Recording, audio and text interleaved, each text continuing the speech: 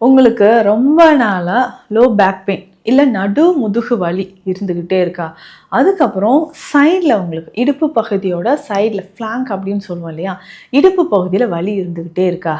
இல்ல இடுப்புல இருந்து வலி அடிவயிற்று பக்கமா வருதா?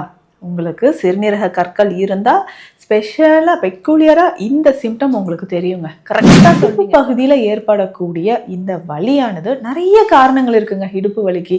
அதுல இந்த சிறுநீரக கற்கள் இருந்தால் என்னென்ன செய்யணும்? நிறைய பேர் செய்யற விஷயம் என்னன்னா, கற்கள் தானே அப்புறம் பார்த்துக்கலான்னு விடுறீங்க. இது உங்களுடைய சிறுநீரக நலனையே பாதிக்குது. உணவு முறை ரொம்ப ரொம்ப முக்கியங்க. நிறைய பேர் என்கிட்ட கேட்குறீங்க, டாக்டர் இந்த ஸ்டோன் இருக்கு, எனக்கு டக்குன்னு சரியாயிடணும், அப்போ டயட் பிளான் இதெல்லாம் நீங்கள் கொஞ்சம் ஃபாலோ பண்ணுங்களேன்னா முகமே மாறிடும். இதெல்லாம் நான் ஃபாலோ பண்ணணுமா, இப்படியெல்லாம் செய்யணுமா, என்ன சொல்லுவோன்னா உணவு முறை. ஸோ ஒரு மாதம் இதெல்லாம் கரெக்டாக ஃபாலோ பண்ணிட்டே வாங்க. சிறுநீரக கற்கள் உங்களுக்கு குணமாவதற்கு அதிக வாய்ப்புகள் இருக்குது.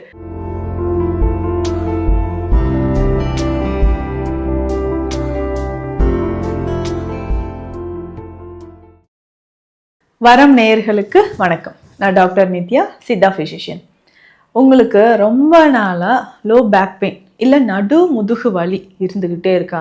அதுக்கப்புறம் சைடில் உங்களுக்கு இடுப்பு பகுதியோட சைடில் ஃப்ளாங்க் அப்படின்னு சொல்லுவோம் இல்லையா? இடுப்பு பகுதியில் வலி இருந்துக்கிட்டே இருக்கா? இல்லை இடுப்புலேருந்து வலி அடிவயிற்று பக்கமாக வருதா?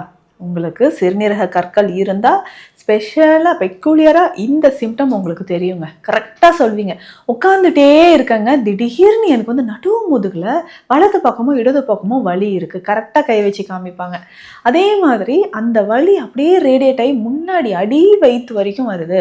லாயின் டு க்ராயின் பெயின் அப்படின்னு சொல்லுவாங்க. ஸோ இந்த மாதிரி வலி இருந்தால் சிறுநீரக கற்கள் இருக்க வாய்ப்புகள் அதிகம். முக்கியமாக இதில் வந்து ஆண்கள் அதிகமாக பாதிக்கப்படுறீங்க. இதற்கான சிறப்பு சிகிச்சைகளும் நம்ம கொடுத்துட்ருக்குறோம். நம்ம clinic Deekshalayam Siddha health care, Adambakkam, Chennai. So இடுப்பு பகுதியில் ஏற்படக்கூடிய இந்த வலியானது நிறைய காரணங்கள் இருக்குங்க இடுப்பு வலிக்கு. அதில் இந்த சிறுநீரக கற்கள் இருந்தால் என்னென்ன செய்யணும்?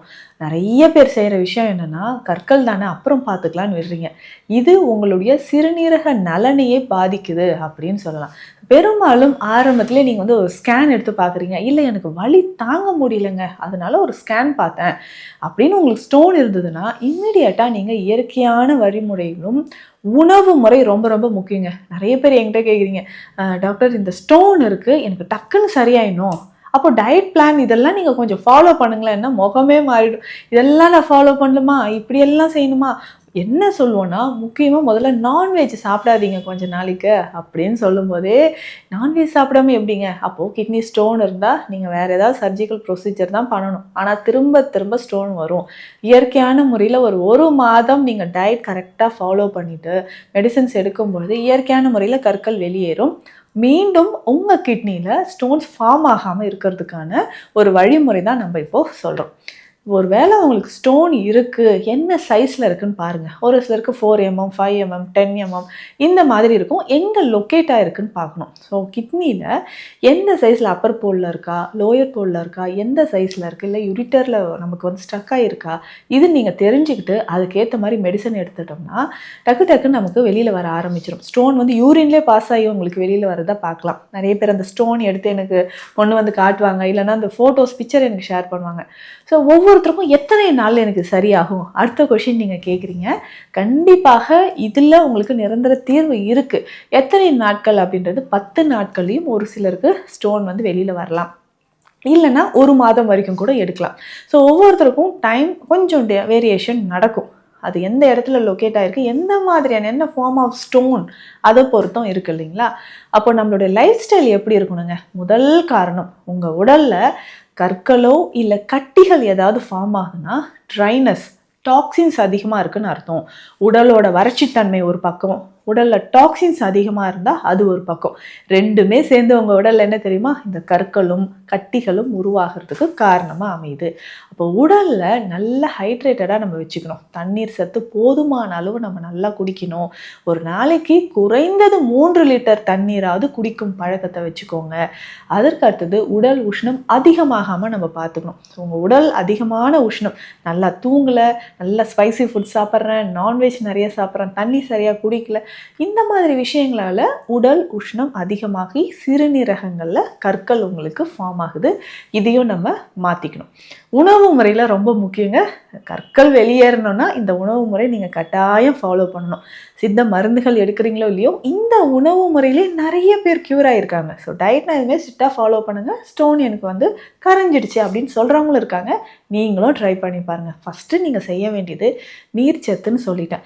அப்போது நீர்ச்சத்து இருக்கக்கூடிய வெஜிடபிள்ஸ், வாழைத்தண்டு ரொம்ப முக்கியங்க. அதுக்கப்புறம் வெள்ளரிக்காய் ரொம்ப ரொம்ப முக்கியமானது.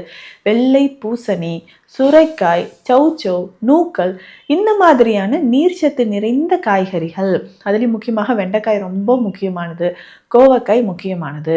நீங்கள் தவிர்க்க வேண்டியது கிழங்கு வகைகள்.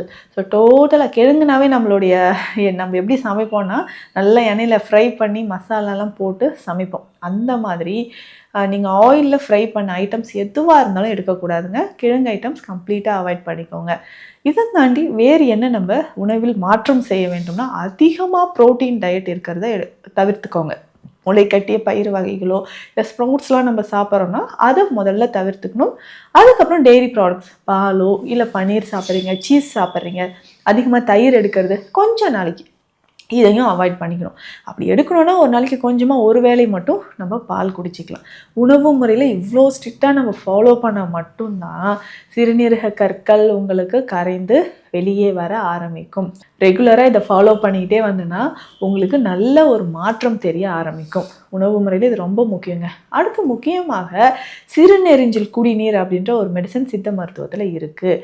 அதுக்கப்புறம் புனர்நவாதி கஷாயம் அப்படின்ற மருந்து இருக்குது. ஸோ இது எல்லாமே சிறுநீரகத்தில் இருக்கக்கூடிய கற்களை வெளியேற்றக்கூடியது. ஸோ கற்கள் வெளியேறணும்னா இந்த சிறுநெறிஞ்சில் கஷாயம், யானை நெறிஞ்சில் கஷாயம், நீர்முள்ளி கஷாயம், இந்த மாதிரி டயூரிட்டிக் சிறுநீர் பெருக்கி ஆக்ஷன் இருக்கக்கூடியது, லித்தோட்ரோஃபிக் அப்படின்னு சொல்லுவாங்க, கரைச்சி, இதையும் நம்ம எடுத்துக்கலாம். ஸோ தொடர்ந்து இந்த கஷாயங்களை நம்ம குடிச்சிக்கிட்டே வரணும்.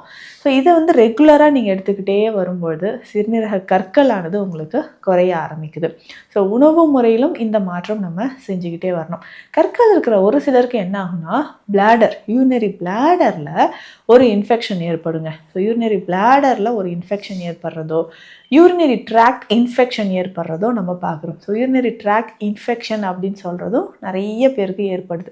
ஸோ இதை வந்து நம்ம மாற்றம் செய்யணும் அப்படின்னா, இந்த இன்ஃபெக்ஷனை குறைக்கிறதுக்கும் நம்ம டெய்லி ரெகுலராக சில மருந்துகளை நீங்கள் ஃபாலோ பண்ணிட்டு வரலாம். கல்லுடை குடோரி அப்படின்ற ஒரு மாத்திரை இருக்குங்க. சித்தா மெடிக்கல் ஷாப்பில் கேட்டிங்கனாவே உங்களுக்கு கொடுப்பாங்க. ஸோ கல்லுடை குடோரி அப்படின்னு சொல்லக்கூடிய மாத்திரையை ஒரு நாளைக்கு 2 நீங்கள் சாப்பிட்டுட்டு வரலாம். இதில் நம்ம கிளினிக்லேயும் ஸ்பெஷலாக அந்த கஷாய பொடியும் இதனோட குரு மருந்துகளும் சேர்த்து நம்ம கொடுக்குறோம். ஸோ நிறைய பேர் கேட்குறீங்க, மேம் அந்த கஷாயம்லாம் சொன்னீங்களே எனக்கு கொடுங்க, கால் பண்ணியும் நீங்கள் ஆர்டர் பண்ணி வாங்கிக்கிறீங்க.